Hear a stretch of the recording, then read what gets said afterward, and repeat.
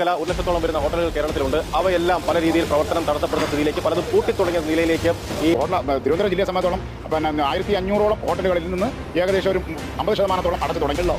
അപ്പൊ ഈ ഒരു അവസ്ഥ ഇത് എങ്ങനെ തരണം ചെയ്യുന്നതാണ് ഞങ്ങളെല്ലാം. പാചകവാതകം കിട്ടാനില്ല, എസ്പെഷ്യലി കൊമേഴ്സ്യൽ LPG സിലിണ്ടറുകൾ വളരെ ഗുരുതരമായ ഒരു വിഷയമാണിത്.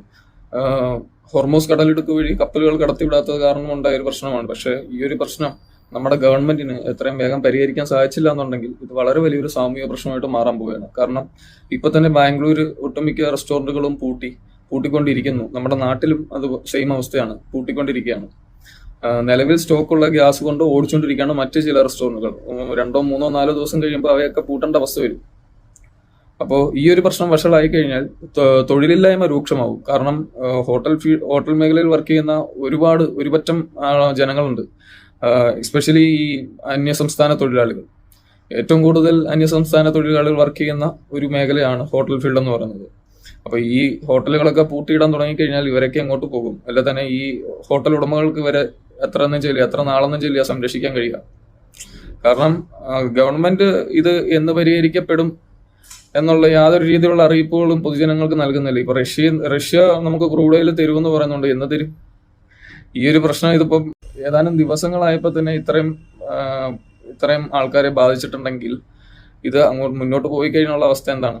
ഇപ്പോൾ ഇത് ഈ ഹോട്ടൽ ജീവനക്കാരെ മാത്രമേ ബാധിച്ചിട്ടുള്ളൂ. പക്ഷേ ഒരു 10-15 ദിവസം കഴിയുമ്പോഴത്തേക്കും ഇത് പൊതുജനങ്ങളെ എല്ലാവരെയും ബാധിക്കാൻ തുടങ്ങും.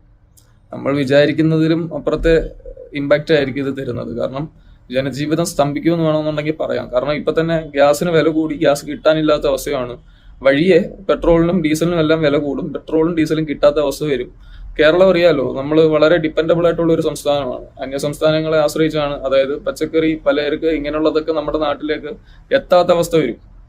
അതായത് പട്ടിണിയാവുമെന്നാണ് ഞാൻ ചുരുക്കത്തിൽ പറയുന്നത്. ഇന്ത്യ വാറിൽ ഇൻവോൾവ് അല്ല എന്നറിഞ്ഞപ്പോൾ ശരിക്കും പറഞ്ഞാൽ സന്തോഷമായിരുന്നു. ഇപ്പോ ആ വാറിന്റെ ഇമ്പാക്റ്റ് നമുക്ക് തുടങ്ങിയിട്ടേ ഉള്ളൂ. ഇത് നമുക്ക് പരിഹരിക്കാൻ സാധിച്ചില്ല എന്നുണ്ടെങ്കിൽ ഇത് വളരെ വലിയ ഒരു ഗുരുതരമായ ഒരു പ്രശ്നമാകും. എല്ലാവരും വാർ കണ്ടിന്യൂ ചെയ്യാതിരിക്കാനും അല്ലെങ്കിൽ വാർ അവസാനിക്കാനായിട്ടൊക്കെ പ്രാർത്ഥിക്കുക. അപ്പൊ ഇതിനെപ്പറ്റി കൂടുതലായിട്ട് അറിയാവുന്ന ആളുകളൊക്കെ ഈ വീഡിയോയ്ക്ക് കമന്റ് ചെയ്യും.